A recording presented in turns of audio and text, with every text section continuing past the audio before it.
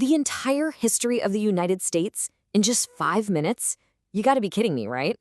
Well, that is exactly what we're gonna try to do. From the very first people to set foot on this continent, all the way to the global superpower we see today.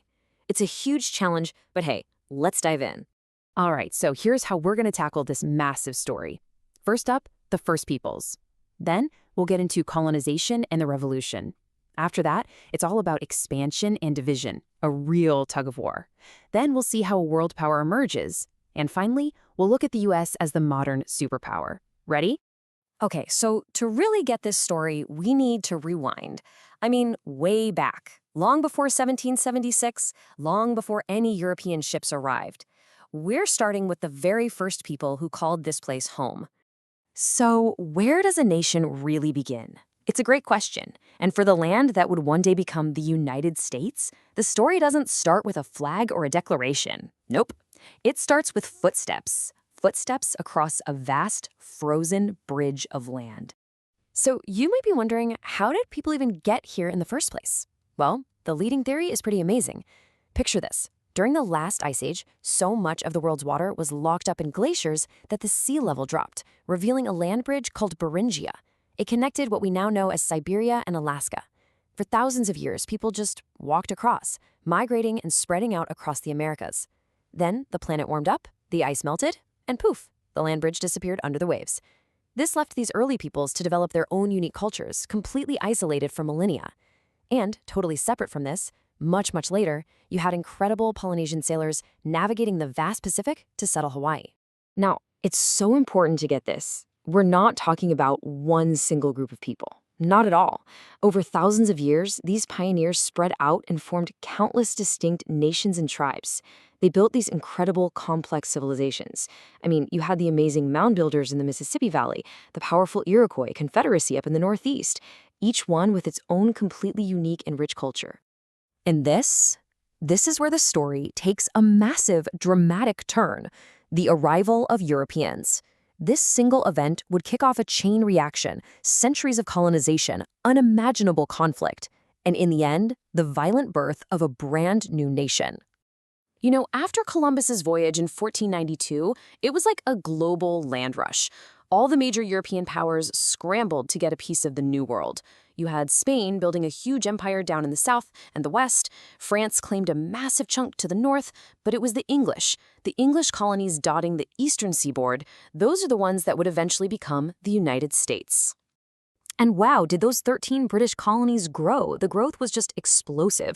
It was really powered by two days. First, hugely profitable crops like tobacco, and second, the absolutely brutal system of forced labor from enslaved Africans. And let's be clear, this wasn't some small part of the picture. By 1770, a full fifth of the entire population, 1 in 5 people, was an enslaved person. Okay, you've definitely heard this phrase before, and it perfectly sums up what lit the fuse for revolution. Here's the deal. Britain was broke after a big war. So to raise money, they passed something called the Stamp Act in 1765. It was a direct tax on the colonists. The colonists' big problem with this? They had zero say in the matter. No one representing them back in the British Parliament. So they were being taxed without their own consent. And from that point on, man, things just escalated fast. Protests popped up everywhere, leading to famous acts of defiance like the Boston Tea Party. Did Britain back down? Nope. They cracked down even harder. But instead of scaring the colonists into submission, it just brought them closer together. By 1775, it wasn't just protests anymore. It was a full-blown war. And a year later, in 1776, they made it official and declared their independence. Let's be real, though. The colonies could not have won this war on their own. No way. The absolute game changer was getting help from Britain's enemies. France, especially, but also Spain and the Netherlands jumped in. Their money and their military muscle were exactly what was needed to tip the scales. That support led directly to an American victory, with their independence officially recognized in 1783. So, independence is won. The war is over. What's next? Well, the brand new United States immediately started looking west. And this next chapter in its story is all about two huge, contradictory things happening at the same time: incredible expansion and a terrible, growing division over slavery that was tearing the country apart from the inside. And if you want to understand just how big this expansion was, you just need to look at one thing: the Louisiana Purchase. In 1803, the US bought this enormous piece of land from France for what now seems like a crazy low price of $15 million. Just like that, with the stroke of a pen, the country doubled. It literally doubled in size overnight. But here's the problem. As the country got bigger, that crack down the middle got wider and deeper. You see, the North was building factories and becoming an industrial powerhouse. Its economy didn't need slavery. But the South? Its entire way of life, its whole economy, was built on an agricultural system that depended completely on the labor of enslaved people. We're talking about two totally different societies, and they were headed for a massive collision. The breaking point came in 1860 with the election of Abraham Lincoln. He ran on a platform of stopping the spread of slavery into new territories. And for the South, that was the last straw. Southern states started to secede, to leave the Union. And then, in April 1861, they fired on Fort Sumter. That was it. The Civil War had begun. It was 4 incredibly bloody years, but in the end, the Union won, and the process of putting the nation back together, slowly and painfully, began. All right, so after the Civil War, the US gets to work rebuilding. And it doesn't just rebuild, it undergoes this massive industrial boom. With the country back together and its economy roaring, America starts to look beyond its own borders. It's ready to step onto the world stage and start flexing its muscles. The first real test of this new power came in 1898 with the Spanish-American War. When it was over, the US suddenly had overseas territories like the Philippines and Puerto Rico. Then, fast forward a couple of decades, the US tried really hard to stay out of World War I, but eventually got dragged in.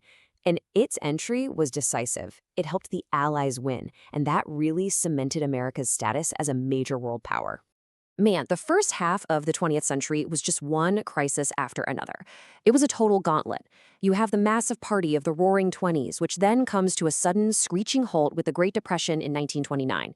And just as the country is trying to pull itself out of that economic disaster, bam, it gets thrown into the biggest war in human history, World War II, after the devastating attack on Pearl Harbor in 1941. So by 1945, World War II is finally over. The US played a huge part in winning the war on both fronts, in Europe and the Pacific. But the world was completely changed. The old powers were shattered, and in their place, 2 new superpowers rose from the ashes. 2 giants with completely opposite ideologies, the United States and the Soviet Union. And that brings us to our final chapter, the modern era. This whole period is really defined by 2 major struggles. One was the global fight against the Soviet Union, known as the Cold War. But the other was an equally important battle fought right here, inside America's own borders. So what was the Cold War? Well, it wasn't a direct shooting war between the US and the Soviets. Why not? Because both sides had nuclear weapons, and that would have been the end of everything. So instead, it was this super tense, decades-long chess match for global influence. It was fought with propaganda, a scary nuclear arms race, and really bloody proxy wars in places like Korea and Vietnam. The whole goal for the US was to stop the spread of communism, anywhere and everywhere. Now, while all this is happening on the global stage, something incredibly important is happening back home. A massive struggle for the soul of the country. The civil rights movement rose up to challenge centuries of segregation and racial injustice. Through protest and activism, it demanded the most fundamental rights for African Americans. And in doing so, it would completely reshape American society. Eventually, the Cold War did end. The Soviet Union collapsed in 1991. And for a time, the US was the world's only superpower. But that didn't mean the challenges stopped. The 21st century kicked off with the horrific 9/11 terrorist attacks, leading to long and difficult wars in Afghanistan and Iraq. And just a few years later, the country was hit by the worst economic crisis since the Great Depression. And there you have it. In just a few minutes, we've raced from the Ice Age all the way to the Information Age. It's a truly epic story, full of migration, revolution, expansion, division, and incredible global power. It's an unbelievable journey, which, of course, leaves us with the biggest question of all. After all this, what comes next?